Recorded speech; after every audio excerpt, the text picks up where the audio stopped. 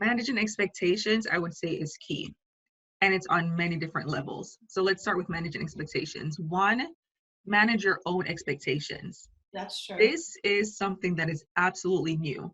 Homeschooling has always been an option, but we didn't choose it because we didn't want to do it. So now we're not qualified, right? We're not teachers. So it's funny because my husband and I said that we wanted to do homeschooling starting next year. Yeah. But I always felt, I wasn't patient enough. I don't have the grace to do it. I don't want to scar my kids by, yelling at them like 2 + 2 is not. And, so I personally didn't want to do it because I didn't want to scar my kids. Yeah. But, after discussion and looking at the pros and cons, we decided that we wanted to do it starting next year. So this provides an opportunity for us to try it on. But Yeah. I will say it's not how we would have done it. I would not be working a full-time job, commuting 2 hours per day and all those things. So back to managing expectations, I had to manage my own expectations.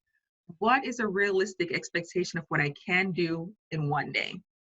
So when I was commuting, that was part of my self-care because it was my me time. So I could read, I could sleep on the bus, I could do all these different things. That has been taken away. But the flip side of it is now I can roll out of bed probably an hour later, right? Yeah. Or maybe I'll use that time to do something else. So there are different angles of each thing. But with managing expectations for myself, it's just saying, you know what? Maybe I could have done these 5 things for myself in a day, but now I'm going to focus on the 2 things that are important to me. And then you go to managing expectations in your household, whether that's with your husband or with your children. Have an honest conversation. So am I able to cook every day this week? Sure. Am I not able to cook this week? Can you chip in? Let's do it. Do we make a batch of food on Sunday and then we reheat? Like I personally don't like eating leftovers unless it's Jamaican food or Nigerian food. But for some things, I will make a batch of rice and then that will last a day or 2, or I'll just throw it in the rice cooker where I'm not physically over the stove. So, there are different strategy and tips we can play with. I want to mention 2 quick things. I also think you have to manage expectations with school. I had a gym teacher send me a very stern message saying, physical education is a mandate from the state, and we need to make sure that your child is staying active. I have not heard back from you on your physical education assignment. What? Okay, so my child is 5. Oh Whether or not I want him to run, he is going to run. He is getting cardio in. Oh my gosh. Second of all, you do not care more about my child than I do.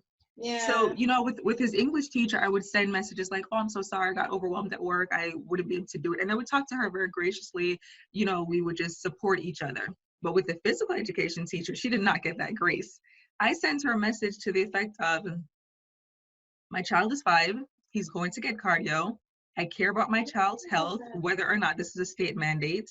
I am not on downtime right now. This is double time. What I wanted to say is I'm doing your job, lady. So thank you is an order. And I just said to her, I will get to the assignment as soon as we can, but please know that he is getting physical education every day. And her response irritated me even more. She said, oh, I just have to send it for accountability purposes. I know that you're going to make sure that your child gets it. So you're doing busy work and stressing me? You know what? I was going to say, sometimes I wonder if some of these teachers, and not to say anything bad about teachers, but I just wonder if it's a job security thing, like you're doing it just to make sure that you have a job and that's your job. You know what I mean? And they need to take into consideration that while you're doing your job at home and you're assigning 50 parents an assignment, the parents are also at home doing their job. You know what I mean? So you kind of have to take that into account and not be so harsh with the parents. Like give them a chance to breathe and to manage things. You took the words right out of my mouth. When I think of it from let me walk in her shoes, I'm like, you know what? Maybe she's over there stressed. Like if we're Yeah. going to cut jobs, maybe we're going to cut PE first, right? So Yeah. I could see her being that way, but I think her approach could have been different. Like, Yeah. hey, gentle reminder, or just want to let you know that I have to do XYZ, or just checking in, is everything okay? How do you know that I'm not dealing with 3 family members affected by COVID and you're here asking about Exactly. gym? So So here's other, this yeah, brings up a point though with the managing expectations is that we need to, and it's a part of managing expectations. We need to be kind to ourselves and kind absolutely. to others. We have to understand that this is a pandemic and people are dying and people do Right, have family who have been affected.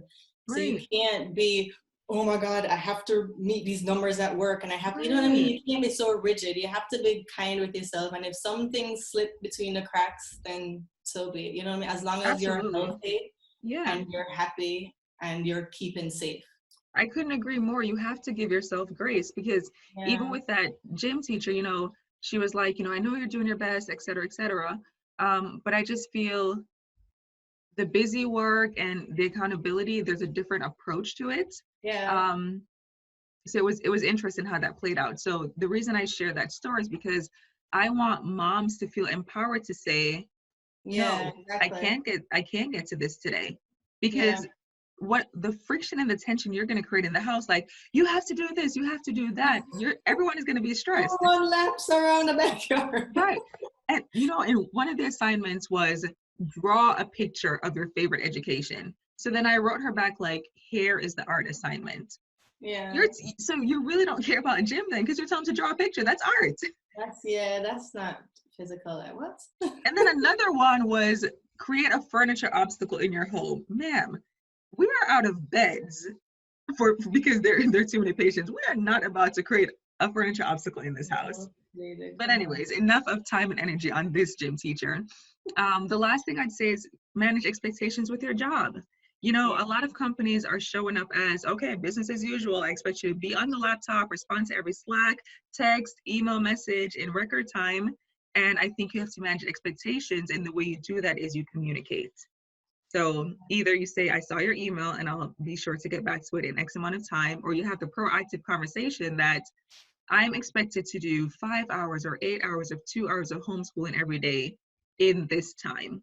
Yeah. I'll hop off my laptop at a certain time and I'll come back on. Or you just say, we have to be more flexible. Companies have to show up as socially. Like, I understand that you are having a change, we're going through a pandemic. Yeah. So let me be a little flexible with this deadline. Everything cannot be about the bottom line.